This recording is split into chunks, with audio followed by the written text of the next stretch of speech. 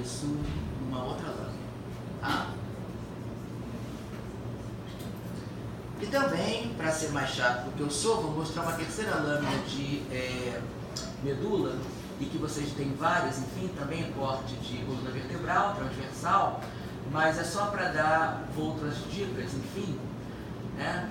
Sempre a gente vai achar tecido ósseo em formação por ossificação endocondral, que é a estrutura da vértebra, tecido muscular estriado esquelético, tem umas coisinhas passeando aqui que depois a gente vai ver também, tá? E aqui a gente tem uma medula, que o corte saiu feio, mas o outro corte está mais bonitinho e justamente tem o que eu preciso. Tá.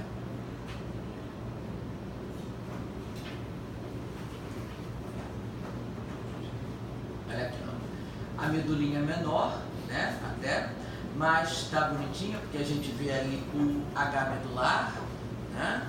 O canal central na comissura central, aqui os cordos ventrais e os cordos dorsais, né? Então o contorno do H está aqui, não obviamente não é um H magrinho, né? Ele está mais cheinho, enfim, mas é um H medular circundado pela substância branca.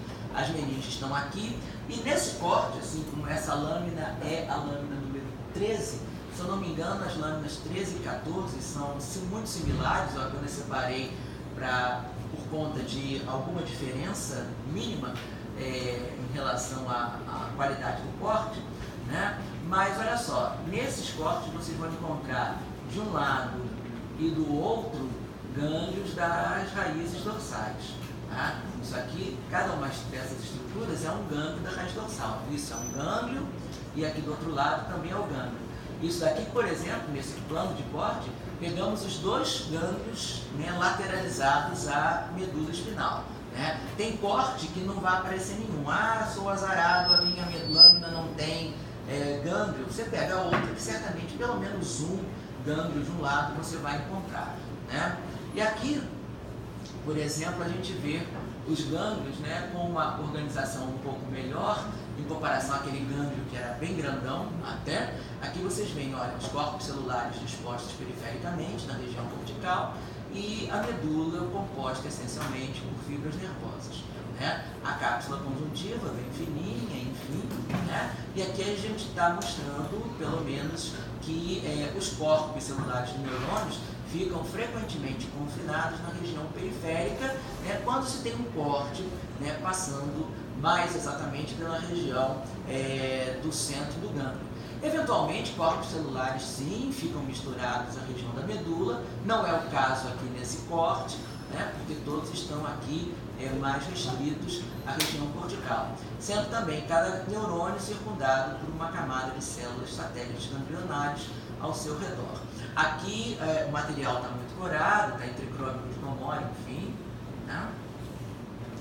Aqui passando pela medula, mostrando o corpo ventral, com os corpos celulares de neurônios, enfim. Aqui a substância branca, que a gente já comentou.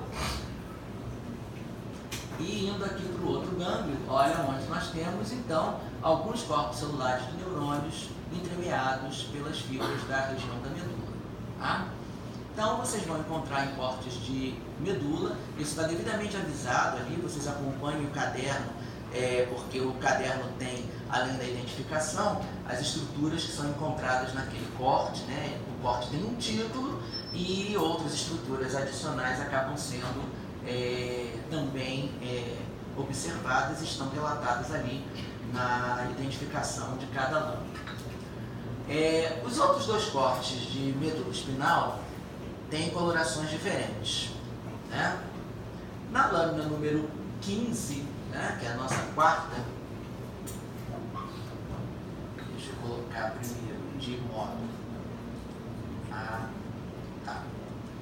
Vamos lá. Olha aqui, ó. Essa medula aqui é uma medula de bovino.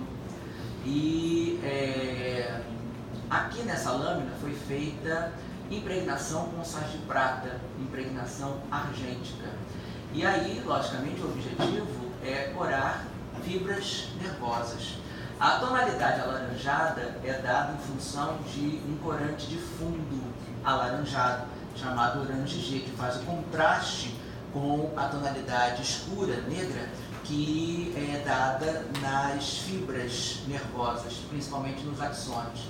Então, olha só, isso aqui é uma medula grandalhona, a gente está aqui, olha, no corno ventral, né, cheio de grandes corpos celulares de neurônios que não foram devidamente corados, não tem, digamos, né, o mesmo aspecto, né, ou a mesma definição, né, de contorno que colorações de rotina dão, né? E aqui é um corno ventral. Se a gente subir um pouco aqui, a gente vai passar pela comissura central, que tem o canal ependimário aqui muito mal corado, feio, né? O objetivo não foi corar as células, né?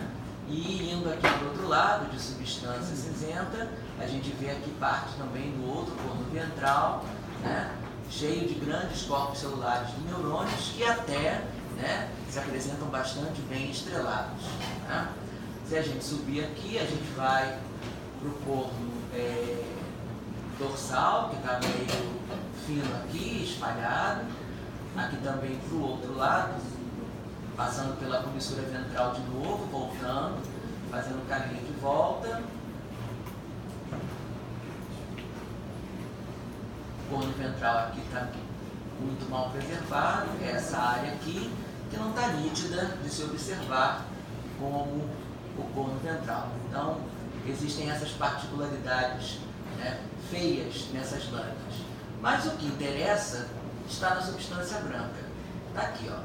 Substância branca tem um aspecto que salva, né, a qualidade da lâmina, porque o propósito é justamente observar as fibras.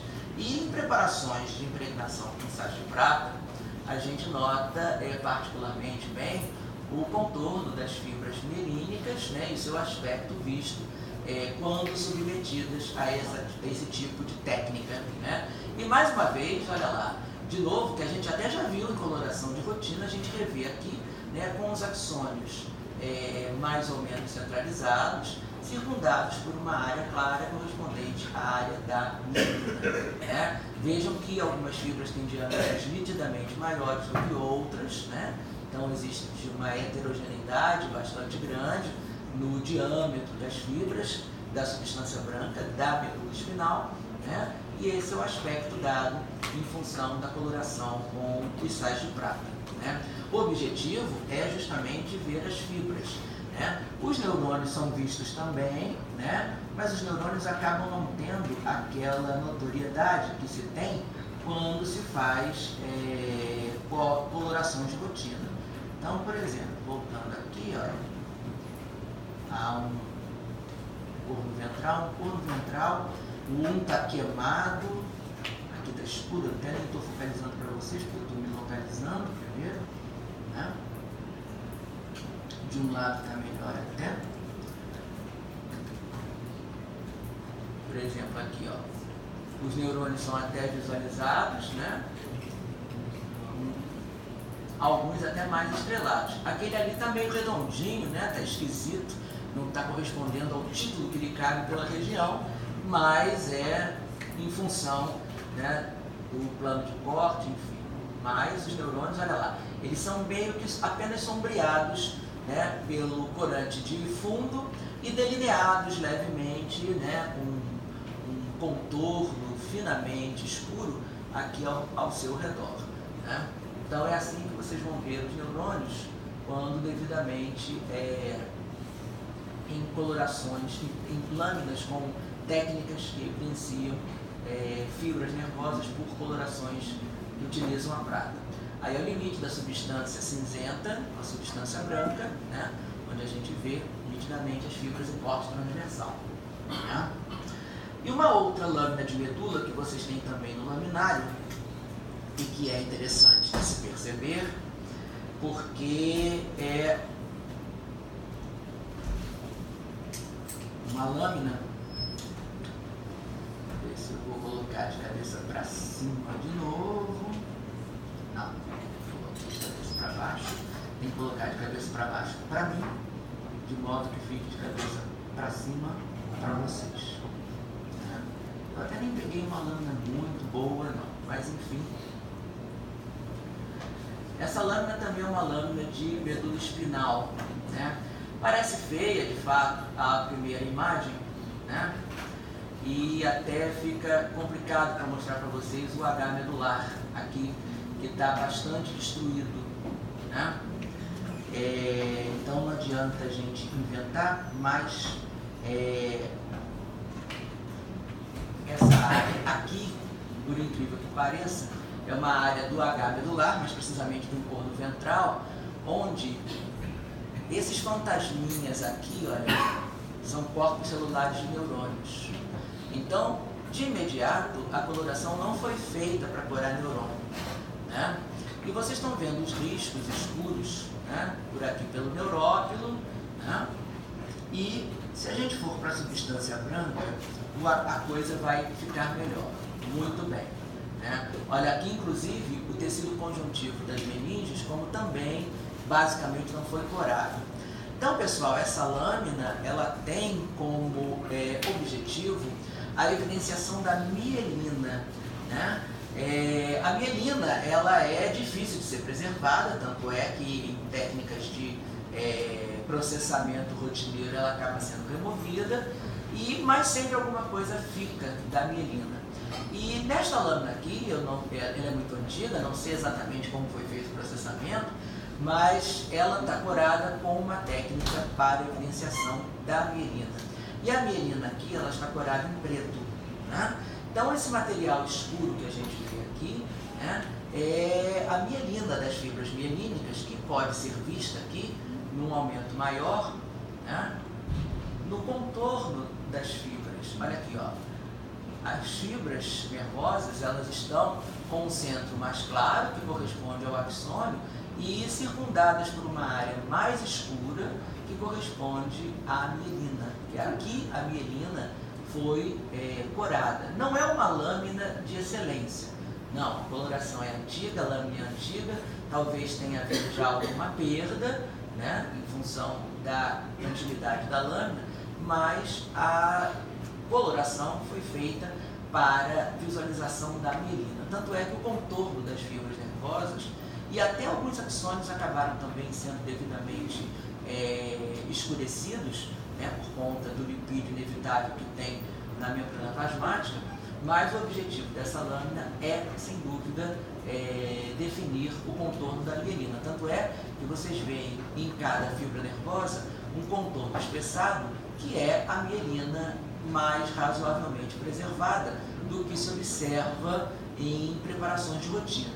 Alguma mielina sim foi removida, acaba havendo a remoção da mielina, mas nesse caso algumas fibras retiveram uma quantidade maior de mielina e que foi então evidenciada nessa técnica. Nós temos outra técnica que a gente vai mostrar, não hoje, que é a do ósmio, que inclusive é muito parecida com essa. E aqui a gente corrobora, né, a visualização da mielina nas raízes nervosas, está até melhor do que na substância branca que a gente acabou de ver, né? Essas bolotas aí são feixes nervosos, de raízes nervosas, né, nas proximidades da medula, né? E aqui a gente pode até conferir em qualidade melhor a preservação da mielina. Olha lá, vejam até, olha, alguns estão parecendo até um pneuzinho, né? Olha aqui, ó, a espessura da mielina bem evidenciada, né? Aqui está melhor do que na substância branca de se ver a mielina, né? Alguns axônios acabaram sendo corados, outros não, né? Mas o objetivo sempre foi aqui a visualização da mielina, tá? Essa é a lâmina número 16, tá? E uma outra coisa interessante que a gente pode olhar nessa lâmina, eu preciso procurar para mostrar a vocês, deixa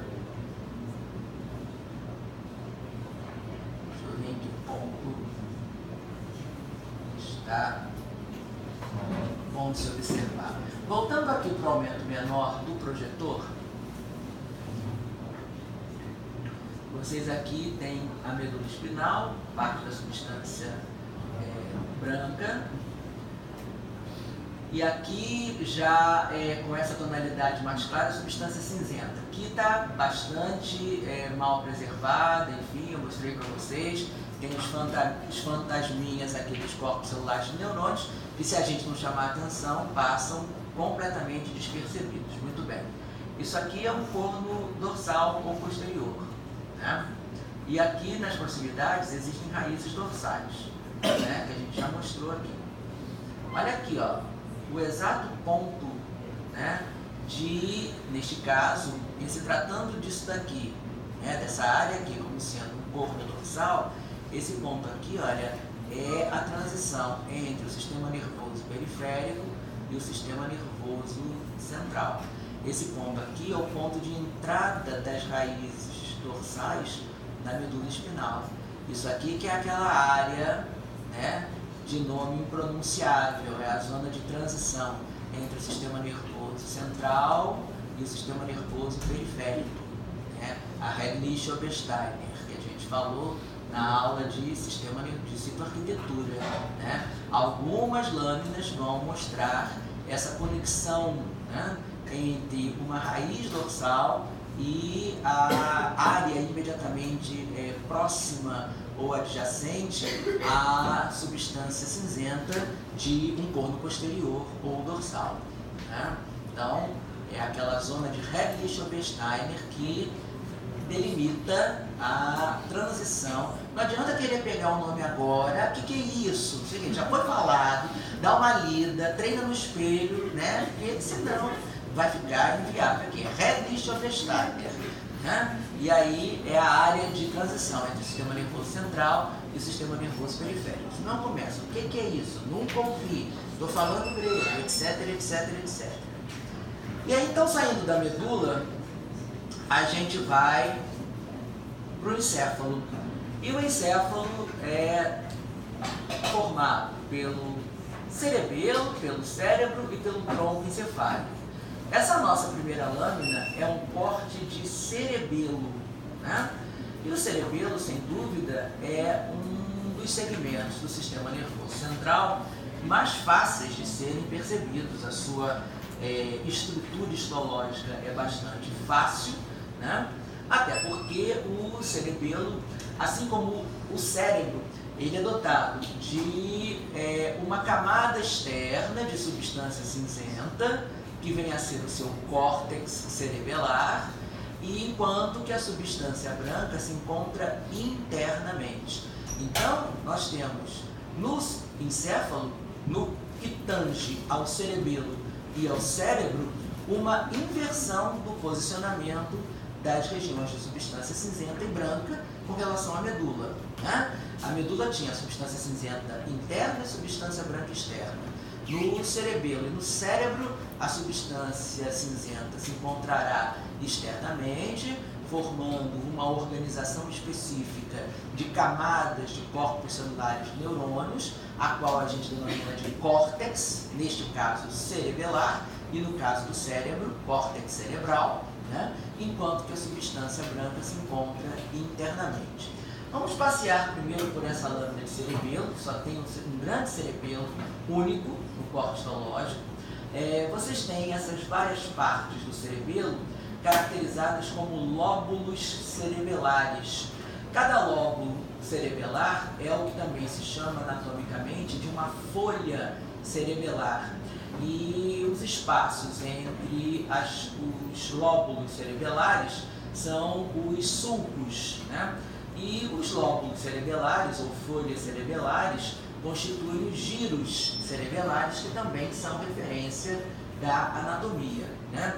Cada lóbulo cerebelar tem, portanto, né, uma espessa camada externa de córtex cerebelar, ou seja, de substância cinzenta, e um eixo, né, formado por substância branca, né? Então, nós temos aqui o córtex cerebelar, perifericamente, que é a área de substância cinzenta, e um eixo de substância branca na região central de cada lóbulo cerebelar. Conforme a gente se aprofunda, olha aqui, ó, várias áreas de substância branca do eixo de diferentes lóbulos cerebelares vão se reunindo no eixo maior central de substância branca do cerebelo, tibum. Mergulhamos aqui na substância branca, né, mais centralmente posicionada no cerebelo. Então aqui a gente saiu da região mais periférica, onde a gente viu os lóbulos, e entrou, né, na parte mais central, mais interna, constituída por substância branca. Voltando aqui, voltando para cima, melhor dizendo, onde a gente tem campos melhores, a gente volta aqui para os lóbulos cerebelares. Então, cada estrutura dessa aqui, isso é um lóbulo cerebelar, isso é outro lóbulo cerebelar, né? E aqui outros lóbulos cerebelares, assim por diante, né? Então, os lóbulos cerebelares são essas porções da região mais superficial do cerebelo. Cada lóbulo, então, tem a sua região periférica formada pelo córtex cerebelar. O córtex cerebelar é um típico exemplo de um alocórtex. Alocórtex é a designação utilizada para áreas corticais que são formadas por menos de 6 camadas, né? Então, o córtex cerebelar é um tipo de alocórtex, né? Diferentemente do córtex cerebral, que tendo 6 camadas, é caracterizado como um isocórtex, tá? Então, aqui vocês têm, né, o córtex cerebelar constituído por 1, 2, 3 camadas, né, até o limite com a substância branca interna. E aí, então, nós vemos aqui, nesse aumento menor, ou aumento médio, perdão, né, que de fora para dentro nós temos aqui, após a pia mater, esse fiapinho aqui é um fiapo de pia mater, né, que recobre a superfície íntima de cada lóbulo cerebelar, né? Então existem essas áreas de cobertura de pia mater por sobre cada lóbulo cerebelar, e de fora para dentro, então, a gente tem, né, a camada molecular, que é a primeira camada do córtex cerebelar, seguida da camada de neurônios de Purkinje, que estão aqui, e finalmente terminando com a camada granulosa, né, que está aqui. Então, de fora para dentro, a gente tem a camada molecular, a camada de neurônios de Purkinje e a camada granulosa. A camada molecular chama atenção por conta de um abundante neurópilo, no qual a gente encontra pequenas quantidades de neurônios, né? Essas células pequenas espaçadas aqui são prioritariamente neurônios estrelados, né? Sendo que existem neurônios estrelados propriamente ditos, situados mais externamente, e mais próximos à camada de neurônios de Purkinje, nós temos os neurônios caracterizados como células em cesto. Não há uma distinção específica em colorações de rotina, isso fica difícil. Eu só estou chamando a atenção para as duas populações neuronais essenciais da camada molecular, e que tem esse neurópilo extremamente abundante, que é formado por uma série de contribuições, né, da própria camada molecular e de outros locais do cerebelo, né, e que inclusive recebe os dendritos dos grandes neurônios de Purkinje, que formam a segunda camada do córtex cerebelar. Os neurônios de Purkinje, eles formam essa fileira de grandes corpos celulares de neurônios piriformes, em formato de pera, jarra, gota, lágrima e por aí vai, né? Existem várias terminologias comparativas para o formato piriforme essencial dos neurônios de Purkinje, né? E que em seguida são acompanhados pela camada granulosa, que tem esse nome por questões praticamente óbvias, em função de ser formada por neurônios de menor tamanho, também multipolares estrelados, que são os grânulos do cerebelo e que são os menores neurônios do corpo. Vendo em aumento maior, a gente então nota aqui, olha lá, né, a camada molecular, né, com um neurópilo bem abundante e os neurônios bem espaçados uns dos outros, poucas células da glia, né, que estão presentes aqui, né, e sendo que esses neurônios da camada molecular ou são referidos genericamente como células estreladas superficiais, em posição mais próximo à superfície, e esses neurônios um pouquinho maiores, talvez certamente próximos aos neurônios de Purkinje, sejam os neurônios em cesto ou células em cesto. Não há como fazer essa distinção precisa em coloração de rotina, né? Os neurônios de Purkinje são vistos aqui, né, com sorte, com seu formato piriforme, onde então eventualmente a gente percebe o seu núcleo, em outros o núcleo pode não estar percebido, né? Sendo que alguns neurônios de Purkinje aqui nesse campo mostram o início da árvore dendrítica, que é exuberante e que se projeta aqui em direção à camada molecular, colaborando grandemente para o neurópilo dessa camada molecular. Se vocês correrem qualquer lâmina de cerebelo, os corpos celulares de neurônios de Purkinje vão formar uma fileira incompleta, né, com os corpos celulares espaçados uns dos outros, né, e eventualmente assumindo um formato ora mais piriforme, em função da percepção da emissão de alguns dendritos apicais em direção à camada molecular, como a gente vê aqui, ora com formato arredondado por conta de o plano de Corte não pegar a emergência desses neurônios de Purkinje. Tá? Da mesma maneira, a gente sabe que no polo imediatamente oposto do corpo do neurônio de Purkinje parte o axônio, que atravessa a camada granulosa e se dirige para a substância branca internamente posicionada, né?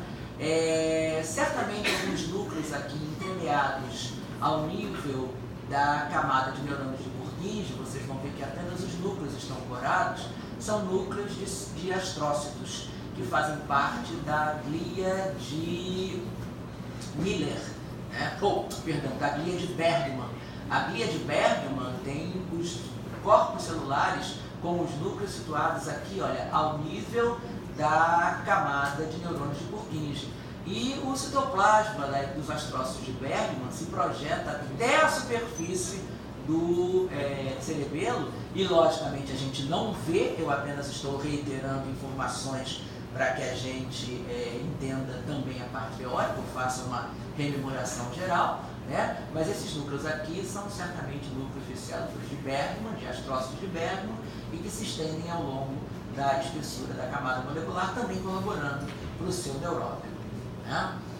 E abaixo da camada de neurônios de Purkinje, nós temos a camada granulosa, que é, sem dúvida, bastante característica pelo fato de ser formada por um aglomerado muito intenso de pequenos corpos celulares de neurônios multipolares estrelados, que são referidos simplesmente como células granulosas do cerebelo ou neurônios granulosos, tanto faz, né? Esses neurônios, inclusive, emitem os seus axônios em direção à camada molecular, formando as fibras paralelas e também colaborando para o neurópilo da camada molecular. O que a gente nota na camada granulosa, além dos núcleos, dos grânulos do cerebelo, que são, torna a dizer, os menores neurônios do corpo, são essas áreas rosadas que se encontram em meio aos pequenos neurônios granulares, né? Essas áreas são os glomérulos cerebelares. Os glomérulos cerebelares são regiões de contatos sinápticos abundantes, né? Sendo feitos, né, com os dendritos, ou ocorrendo contatos sinápticos de fibras nervosas que ascendem ao cerebelo, com dendritos dos grânulos do cerebelo, com as células granulosas, e também com dendritos e axônios das células de Golgi, que são um outro tipo celular presente aqui na camada granulosa. O que a gente tem que fazer para achar, olha aqui, ó, de repente, no meio da gente miúda, encontrar um neurônio, e esse não é dos mais bonitos, grandalhão. Esse neurônio grandalhão é um neurônio de Golgi, né, que é uma segunda população neuronal da camada granulosa, né? Vamos ver se a gente acha algum outro mais bonito do que esse. A gente vê gente pequena o tempo todo. Não confundir aqui com os neurônios de Purkinje, que estão na sua fileira própria, tá? Então aqui a gente está diante dos neurônios de Purkinje. A gente tem que ficar procurando aqui, olha, na camada granulosa, né? E isso depende da sorte, né? Vamos ver se eu terei sorte para mostrar para vocês. Porque como a gente está numa área que depende da área de se encontrar um neurônio de Golgi. Não adianta inventar. Ah, pronto, está ali, ó. Ali, ó. Olha aqui um grandalhão no meio dos pequenininhos. Isso é uma célula de Golgi da camada granulosa. Tá? Vocês encontram grandes neurônios multipolares estrelados aqui em meio às células da camada granulosa e em meio também aos glomérulos cerebelares. São essas áreas acidófilas ou rosadas em meio aos neurônios da camada granulosa. Tá? Célula de Golgi, se quiser achar, perca um tempinho, 5 minutos procurando, acho que vai dar certo. Né? Então, tem que dar uma procurada para poder, né, achar. Ela não vai aparecer de repente na sua cara, não. Ela pode até aparecer, não é difícil, só que realmente é, né, como procurar uma certa agulha no palheiro em função da grande aglomeração celular. Ali tem outra, se eu não me engano, diferente da que eu mostrei. Ali, ó, um outro neurônio de Golgi ali, olha, grandalhão no meio das células granulosas.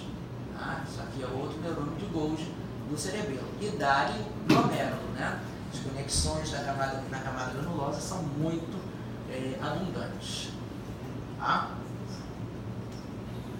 A substância branca do cerebelo ocorre, então, depois da camada granulosa, no caso dos lóbulos cerebelares. Então, o eixo da camada granulosa, ou o eixo da substância branca, perdão, que está aqui, né, após a camada granulosa, né, preenche a região central de cada lóbulo cerebelar.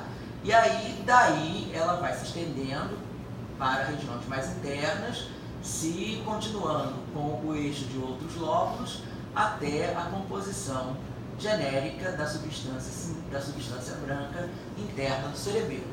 A substância branca do cerebelo, da mesma forma que a substância branca do cérebro, né, não tem uma organização de fibras como nós temos na substância branca da medula. Na substância branca da medula a gente tem, né, fibras prioritariamente em disposição paralela. Aqui na substância branca do cerebelo e por tabela no cérebro, né, e se a gente estiver vendo essa imagem, o que é isso? Isso é uma área de substância branca. De onde? Não sei, não tenho a menor condição de dizer. Isso não é adivinhação. Né? Eu não tenho subsídios para dizer de onde é essa estrutura de substância branca. Alguma área de substância branca do sistema nervoso central né? Certamente do cerebelo, do cérebro ou do tronco encefálico, a gente pegou e caiu ali. A gente sabe que é do cerebelo porque a gente está numa lâmina de cerebelo, mas algo que diga que seja do cerebelo não existe. Né? Isso é para mostrar que a configuração estrutural da substância branca do encéfalo é a mesma em qualquer lugar. E aí, logicamente, como as fibras não têm uma orientação fixa, vocês vão encontrar fibras em corte longitudinal e fibras em corte transversal. Então, no acaso, a gente tem fibras prioritariamente em corte transversal. Os núcleos são de células da glia, né? A coloração é em HE, então somente os núcleos são vistos. Né? Núcleos mais claros são de astrócitos, núcleos mais escurinhos, como esses quatro aí, são de oligodendrócitos, certamente, né? Grande probabilidade de ser. Né? O aspecto das fibras em corte transversal é aquele mesmo que a gente já viu. Né? Não há aquela regularidade por conta do trajeto, né, irregular das fibras, mas algumas em corte transversal a gente consegue ver, misturadas a outras em diferentes trajetos. Conforme vocês forem pegando para estudar, vocês vão ver que haverá áreas, né, de predomínio de fibras em sentido longitudinal, predomínio de fibras em sentido transversal. Isso vai variar imensamente de acordo com a região que vocês estiverem vendo. Tá? E de repente, assim, né, só para mostrar, cadê nessa lâmina que eu estava vendo? Pouca coisa até aqui, ó. Aqui, por exemplo, fibras mais longitudinais. Né? Aqui até na proximidade de uma área do córtex. Ali as fibras estão mais em disposição longitudinal. Estão vendo que elas estão em disposição paralela, né? Aqui tem fibras em corte transversal, né? Deixa eu só chamar a atenção para uma coisa, porque caso vocês levem susto, não é para levar susto, né?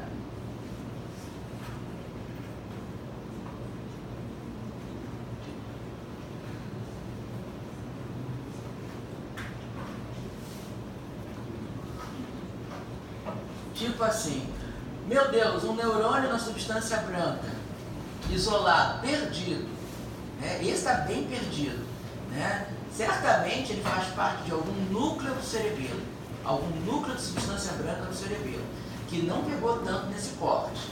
Estou mostrando porque tem um isolado aqui e outro isolado ali, achei esse para fazer o exemplo, né? Então vocês podem encontrar, até dependendo da lâmina, não sei, diferente da minha, podem encontrar grupos de corpos celulares de neurônios no meio da substância branca do cerebelo. São núcleos do cerebelo, né? E aí, caso vocês encontrem, já ficam devidamente avisados, né? Bem, além dessa lâmina, a gente tem uma outra lâmina de cerebelo, né, que é a lâmina número 21, que tem uma particularidade apenas em função do sentido de corte, né, que é bom explicar. A lâmina 21, que é essa daqui, né, diferentemente da lâmina anterior, nesta lâmina o corte foi feito em sentido coronal ou frontal. Então, né, a lâmina anterior, ela tem um cerebelo em corte longitudinal. Então, só para fazer entender, é como se o cerebelo fosse a minha mão, né? Os dedos, os lóbulos. Então, o corte estava assim. Nesta lâmina, o cerebelo foi cortado assim, tá? De modo que os lóbulos estejam sobrepostos uns aos outros, separados pelas fissuras ou sulcos, né? Então, nesta lâmina número 21, eu vou passar aqui a partir da primeira área, né? Vocês vão ver os lóbulos como aqui, ó, formando então sanduíches de substância branca como recheio e as fatias do pão como sendo áreas do córtex, de um lado e de outro. Então aqui você tem córtex, aqui você tem córtex, no meio você tem substância branca. Isso é um lóbulo. Fissura aqui, ou sulco, né? Fissura aqui. Aí eu saio de um lóbulo, vou para o outro. E aí eu vou ter também aqui, né? Até acabou mesclando partes do... Não ficou muito bem aqui definido, mas aqui está melhor, né? Ficou então aqui um sanduíche de substância branca, de recheio, com córtex de um lado e córtex do outro. Isso é um lóbulo. Saio deste lóbulo, vou para outro, né? E aí eu tenho de novo córtex de um lado, córtex do outro, substância branca no meio. Isso é porque o corte foi feito em sentido coronal, em sentido frontal, tá? Então, basicamente a mesma estrutura, não tem diferença, enfim. Até aqui a coloração é tricrônico de Gomori, a lâmina anterior estava em HE, mas a estrutura continua sendo a mesma. Córtex cerebelar, camada molecular, camada de neurônios de Purkinje, camada granulosa e substância branca. Se a gente for passando para o outro lado, vai dar ao contrário, camada granulosa, camada de neurônios de Purkinje, né, e camada molecular. Aí aqui a gente já está entrando num outro lóbulo, separado aqui por um delgado septo de pia mater, né, que está entre esse lóbulo e esse lóbulo. Então aqui a gente já entra em outro lóbulo. Córtex, né, com camada molecular, Purkinje, granulosa. Recheio de substância branca, granulosa, Purkinje, molecular. Acabou. Estou me fazendo entender? Então, é isso que vocês vão encontrar nessa lâmina, além de outras coisas. Bem, o cerebelo está aqui, né? E até, deixa eu posicionar aqui para vocês. Quando o cerebelo nesta lâmina acaba, vocês caem numa cavidade, né, com esse formato de letra V, né? E esse formato de letra V corresponde ou melhor, aqui não, é parecido, aqui é melhor, eu estava mais pro canto, aqui, ó. O cerebelo acabou aqui, né? E aí vocês vão cair nessa cavidade em formato de V, né? Bastante bem definida e revestida por uma camada de células ependimárias, né? Se o cerebelo está acima de uma cavidade, né? E abaixo dessa cavidade ainda temos tecido, né, do sistema nervoso central, que está abaixo do cerebelo, primeiramente nós estamos aqui na região do cerebelo, que está apoiado sobre o tronco encefálico, mais precisamente na região, em sua maior parte, na região da ponte. E esse espaço que existe entre o cerebelo e o tronco encefálico é o quarto ventrículo, certo?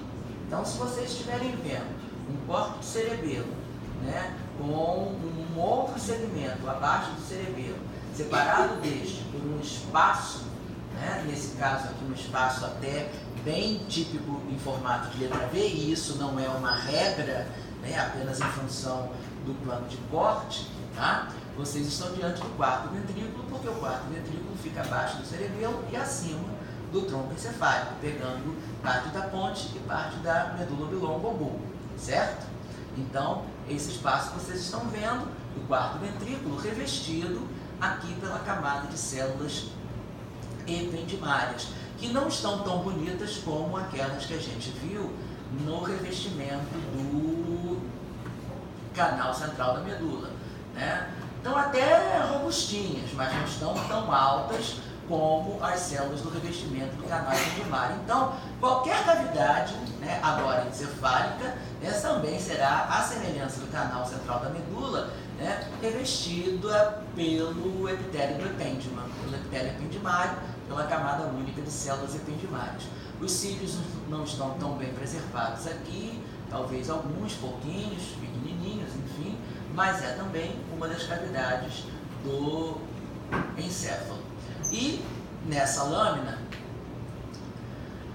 a área correspondente ao tronco encefálico diz respeito à ponte, né?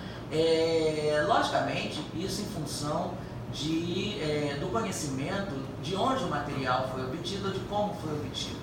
Mas a ponte, como parte do tronco encefálico, ela é uma área formada por substância branca, né, com fibras em vários sentidos ou trajetos, né, e sendo que tanto a ponte como o bulbo, né, e também o mesencéfalo vão ser dotados de grandes quantidades de núcleos de corpos celulares de neurônios, que são, portanto, regiões de substância cinzenta em meio à substância branca.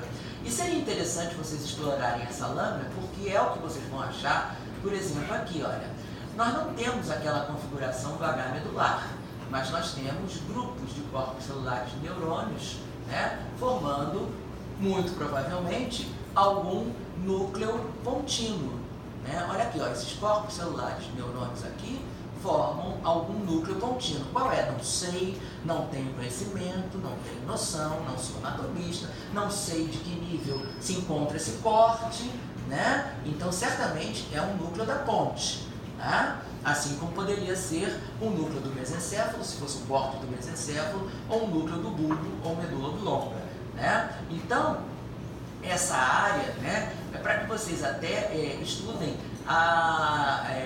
ou entendam, né, a configuração do tecido, porque histologicamente o tronco encefálico não tem particularidades, salvo a gente saiba de onde vem aquele corpo histológico, como a gente sabe, por exemplo, pela ponte, no caso aqui, sabe que é a ponte, né? Olha aqui, ó, áreas de fibras em corte transversal, tá?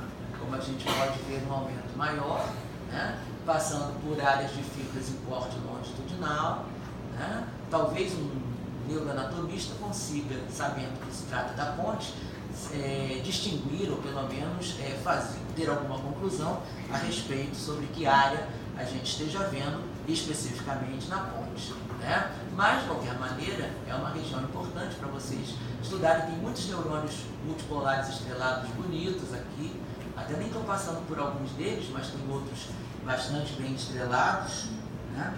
Posso até procurar aqui, ó. aqui tem um bastante bem estrelado. Ó, mais estrelado impossível, né? Parece até um bicho assim dando um bote da esquerda para a direita, né? Mas é um neurônio estrelado. E olha tantos outros menores aqui em cima desse, né? Então, aqui ó, parece um bicho aqui, a boca do bicho, né? E o rabo aqui para cá, né? Mas não vai botar isso na prova, não. Neurônio em forma de bicho não existe. Não inventa, pelo amor de Deus. Porque qualquer coisa, qualquer merda que a gente fala, vocês anotam, fazem brincadeira, enfim. Vou colocar na prova, né? Neurônio fake, né? Pois é, neurônio do bicho. Por aí. Então, pessoal, aqui nessa lâmina vocês vão encontrar vários núcleos, né? E aí vocês vão ter a noção, certamente, aqui ó, um outro grande núcleo contínuo. Olha aqui, ó, isso aqui é um aglomerado, isso é um aglomerado grande de corpos celulares de neurônios no tecido da ponte, né? Então isso daqui certamente é um grande núcleo contínuo, isso tudo aqui é neurônio, né? É uma grande área de substância cinzenta imersa em meio à área de substância branca, né, que compõe a maior parte do tronco encefálico. Aqui também, ó, aqui a gente tem ó, um núcleozinho aqui, ó, essa área posicional aqui, né, com essa região aqui de fibras, certamente isso aqui é algum outro núcleo da região da ponte. Então, pelo menos aqui a gente tem a noção de que no tronco encefálico existem esses conglomerados de corpos celulares, né, tanto na ponte como no mesencéfalo, como também no bulbo, né, e que vão dar origem a essas áreas de substância cinzenta em meio a regiões de substância branca, né. Vocês têm outra lâmina também, que é basicamente a continuidade da lâmina anterior. A lâmina que eu mostrei é a lâmina 21 e esta lâmina aqui é a lâmina 22. Ela está separada em outro grupo, por quê? Porque nesse corte não temos o cerebelo, temos apenas, certamente, a região anterior à ponte, né?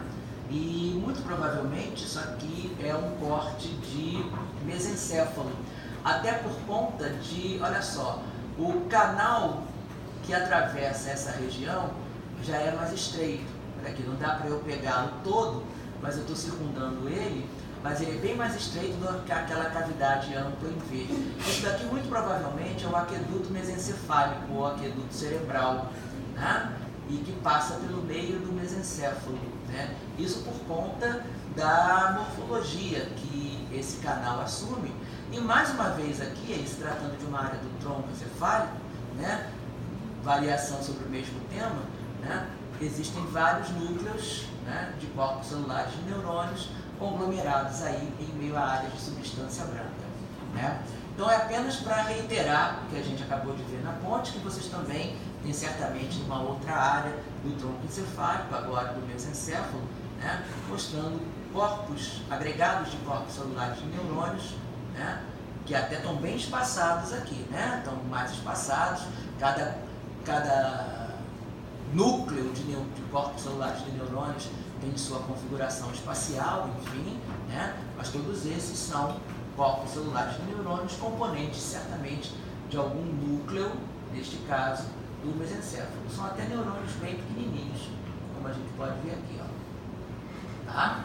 Então, é mais uma opção para vocês estudarem a estrutura do tecido, também com fibras passando em várias direções, atravessando em cortes transversais e longitudinais, tá? Sendo que no tronco encefálico não há uma distinção precisa, né, das regiões em termos histológicos. A lâmina seguinte é a lâmina 23. Essa lâmina é legal também, por quê? Porque ela também tem corte de tronco encefálico e de cerebelo. E, logicamente, que conforme a gente começa a mostrar, ela já dá uma ideia, pela tonalidade amarelada que aparece, que não é uma coloração de rotina, né? E que é alguma coisa similar ao que vocês já andaram vendo aqui. Bem, de qualquer forma, dá sempre... Pronto, tá aqui, ó. Aí, ó, olha aí o cerebelo, com seus lóbulos cerebelares, E aí, logicamente, a coloração parece não ajudar, né? Porque está amarelada, embora a gente consiga perceber com uma certa nitidez o córtex cerebelar, com a camada molecular, a camada dos neurônios de Purkinje e a camada granulosa. Né? Para dentro, a gente tem aqui a substância branca. Né? Aqui também, pessoal, foi feita uma impregnação com sais de prata. E essa lâmina tem um aspecto interessante. Né? Além das fibras, né, que estão mais bem evidenciadas, e até a lâmina da medula espinal, que eu mostrei anteriormente, está melhor do que essa. Mas essa tem uma particularidade, né, que dá para a gente ver. Vamos pegar aqui essa área, onde os neurônios de Purkinje estão até bem evidenciados. Né? Eu vou aumentar aqui para vocês verem uma coisinha. Não sei nem se aqui é a melhor região. Vamos ver aqui está mais corada.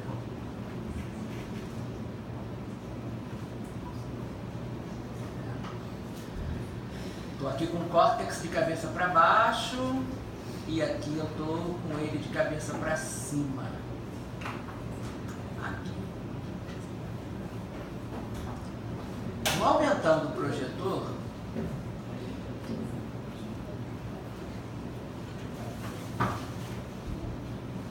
Olha ali como os corpos celulares dos neurônios de Purkinje, aqui é a granulosa, aqui é a molecular. Olha como eles estão envolvidos por essas estruturas bem finas, filamentosas aqui.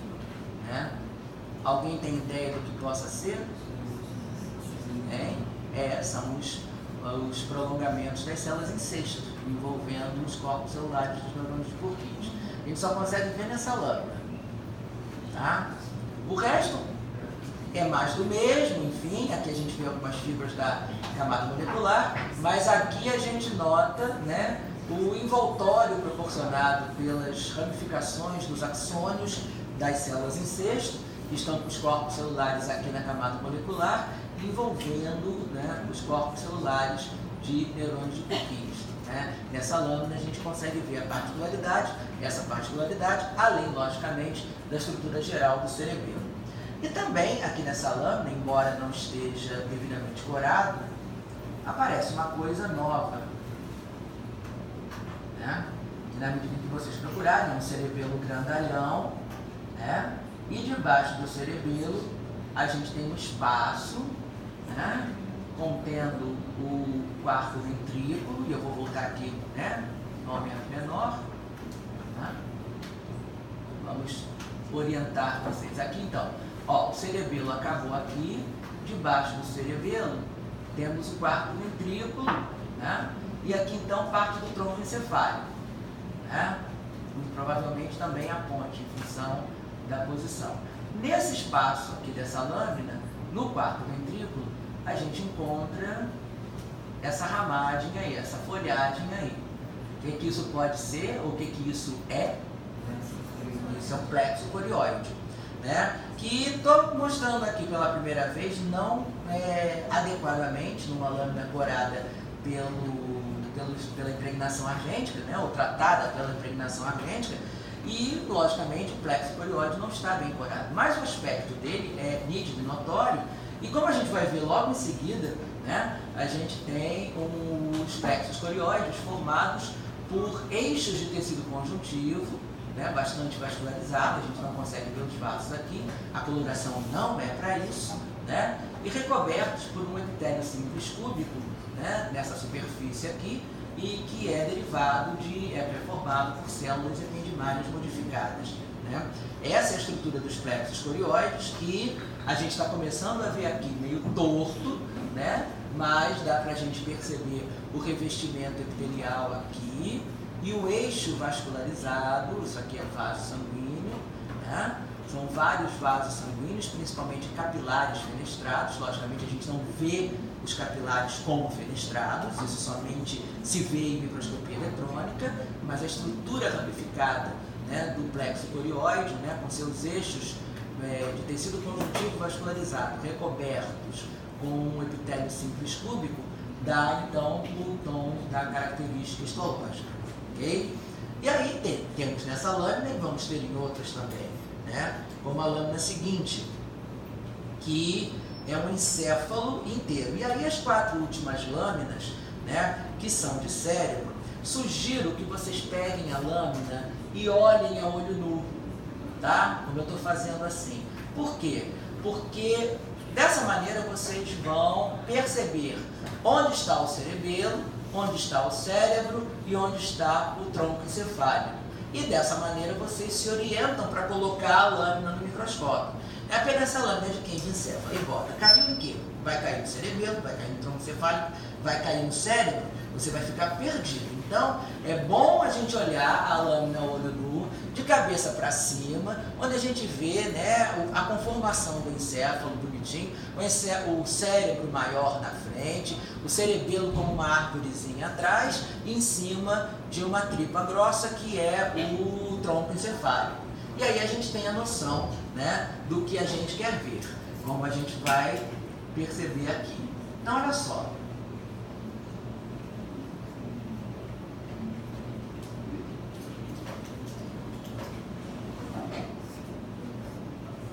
De novo, a gente tem aqui o cerebelo, que eu não preciso me estender mais. Olha aqui, ó, o cerebelo está aqui. Isso. Né? Aí o cerebelo vai acabar no espaço, né, do quarto ventrículo. E abaixo dele, então, já é tronco encefálico com cara de nada, aquela mistureba, enfim. Né? E nesse quarto ventrículo, eu certamente poderia achar, e vou achar aqui, olha, uma parte do plexo corioide, do quarto ventrículo. Agora está bonitinho, melhor, né, visualizado, com cara de histologia, enfim. Vocês vejam que os eixos que são formados de tecido conjuntivo frouxo na parte central de cada prega de um plexo corioide e o revestimento externo formado por um epitélio simples cúbico. Né? Esse epitélio simples cúbico é formado por células ependimárias modificadas. Olha aqui, uma camada única de células cuboides, né, no revestimento das pregas de tecido conjuntivo frouxo dos plexos corioides. Tá? Esses capilares aqui, bem abundantes, são capilares fenestrados. São eles que permitem a passagem de água e de substâncias que, por sua vez, são transferidas pelas células do revestimento epitelial e que então vão produzir o líquido cerebroespinal que vai banhar os espaços internos do sistema nervoso central. Tá? Então vocês têm aí um plexo corioide correspondente ao quarto ventrículo. Tá? E aí, pessoal, na hora da distinção da lâmina, vocês veem então o cerebelo em cima, né, e o tronco encefálico embaixo. Aqui é o tronco encefálico, né, com vários núcleos, olha lá, corpos celulares de neurônios, e meio a feixes de fibras nervosas da substância branca. Tá? Muito bem.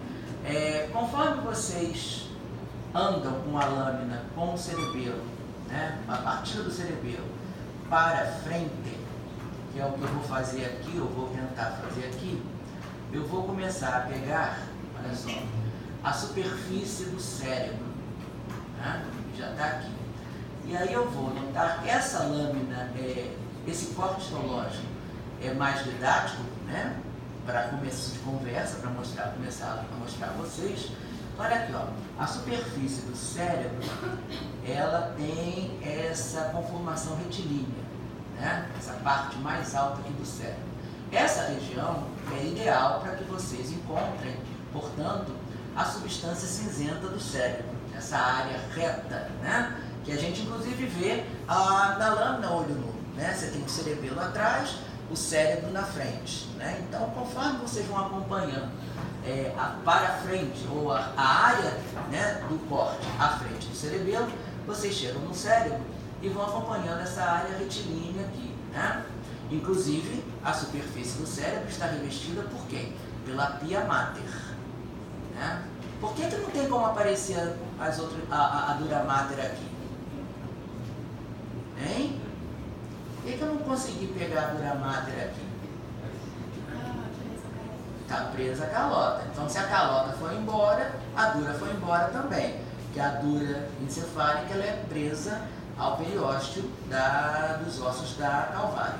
Né? Enfim, então vocês veem apenas a pia mater aqui, é só uma questão de referência. Né? Se a gente pegasse a cabeça com o osso, o que seria complicado em função da preservação do cérebro e tal, mesmo assim a gente conseguiria ver a dura mater, né, encefálica.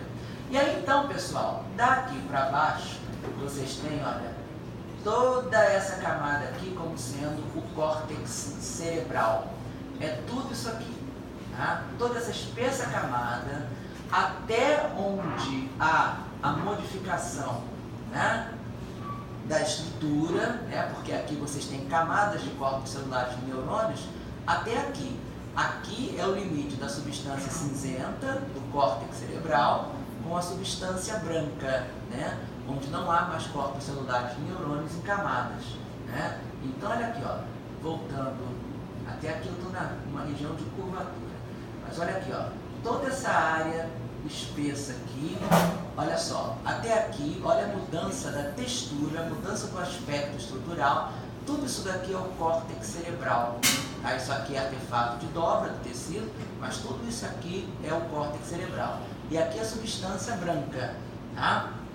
E aí, pessoal, a gente observa que o córtex cerebral é subdividido em camadas que não têm delimitações entre si. Né? Dá a impressão que é uma coisa só, mas na verdade nós temos uma estratificação, né?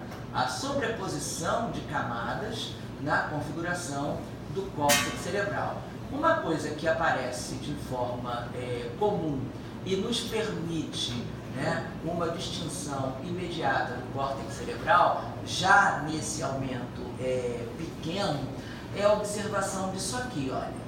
Né? Esses triângulozinhos, o triângulo está com a ponta para cá, eu estou fazendo o desenho do triângulo. Tá? Eles estão com uma ponta para cima e a base aqui para baixo. Isso são grandes neurônios piramidais, né? Que são característicos do córtex cerebral, né? E em praticamente quase todas as camadas, inclusive até, olha, já mexi com a lâmina, já achei gente maior aqui, ó. Dá para ver aqui, eu estou forçando a vista de vocês ainda no aumento médio, né? Mas existem neurônios piramidais ao longo de praticamente todas as camadas, sendo que nas camadas intermediárias, e basicamente aqui, olha, na camada, na quinta camada, né, que é a camada piramidal interna, a gente tem os maiores neurônios piramidais e que são os mais evidentes à visualização imediata do córtex cerebral. Muito bem. Todo o restante das camadas do cérebro, do córtex cerebral, né, em número de 6, caracterizam esse córtex como um isocórtex. De maneira diferente do córtex cerebelar, que tinha somente 3 camadas, o córtex cerebral tem 6 camadas. Tá? E por isso ele é caracterizado como um tipo de córtex denominado de isocórtex. Tá? Então ele tem até 6 camadas de corpos celulares de neurônios. Então olha só, de fora para dentro, a gente começa então a postular as camadas do córtex cerebelar. Por favor, não tentem estabelecer limites precisos. A gente estabelece os limites de maneira muito arbitrária, a partir da percepção relativa sim, da diferença ou da modificação do formato das células. Então não fiquem pensando que vão haver limites muito precisos ou nítidos, porque a gente está vendo que não tem. Né? E o que parece a gente estar inventando, na verdade, né, é uma delimitação arbitrária em função da mudança da conformação relativa dos corpos celulares de neurônios. Então olha só, a primeira camada do córtex cerebral é denominada de camada molecular, tá? Que é justamente, tem esse nome por conta da semelhança da camada molecular do cerebelo. Né? Em seguida, a gente tem uma camada mais povoada de neurônios. Né? Aqui, o camada molecular é muito pobre em neurônios, né? E tem um neurópilo abundante também, como a camada molecular do córtex cerebelar. até o nome é o mesmo, né? Em seguida a gente tem a camada granular externa. A camada granular externa, ela tem já uma mistura de neurônios multipolares estrelados e neurônios multipolares piramidais, né? Assim, nesse aumento, fica difícil dizer quem é quem, né? E a camada granular externa é seguida de uma camada onde predominam neurônios piramidais pequenos, né? Que é a camada piramidal externa, né? Onde você vê mais neurônios piramidais de tamanho pequeno. Pausa, e aí a gente aumenta aqui, né? Para ver as 3 camadas até agora mencionadas, né? Então a gente tem aqui, ó, a camada molecular, logo abaixo da pia mater, inclusive vocês veem abundantes vasos sanguíneos na pia mater, né? Aqui arteríolas e vênulas, né? A pia mater é uma membrana de tecido conjuntivo bastante vascularizada, né? E logo abaixo a camada molecular, com essa pobreza de neurônios e neurófilo abundante. Seguida da camada granular externa, onde a gente vê alguns pequenos neurônios piramidais e vários neurônios multipolares estrelados, que são os responsáveis pelo nome da camada. Como eles não têm aquela exuberância de prolongamentos visíveis, eles acabam ficando grosseiramente meio arredondados, isso dá um nome a essa camada de camada granular externa. Seguida, então, da camada piramidal interna, onde a gente já vê um pouco mais de externa, né? Camada piramidal externa, onde a gente já vê um pouco mais de neurônios piramidais. A mistura é inevitável, não tem limite, termina aqui, termina aqui, termina aqui, não tem como dizer, é uma sequência, né? E aí, depois da camada piramidal externa, vou voltar aqui para o aumento médio, para a gente comentar então, para vermos as 3 camadas mais inferiores, né? Então a gente viu a camada molecular, camada granular externa, camada piramidal externa. Seguindo, a 4ª camada é a camada granular interna. Agora a repetição das 2 camadas anteriores.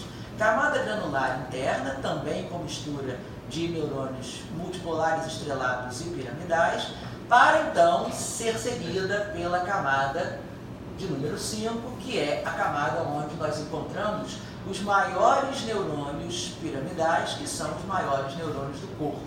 São os neurônios de Betz, B-E-T-Z, né?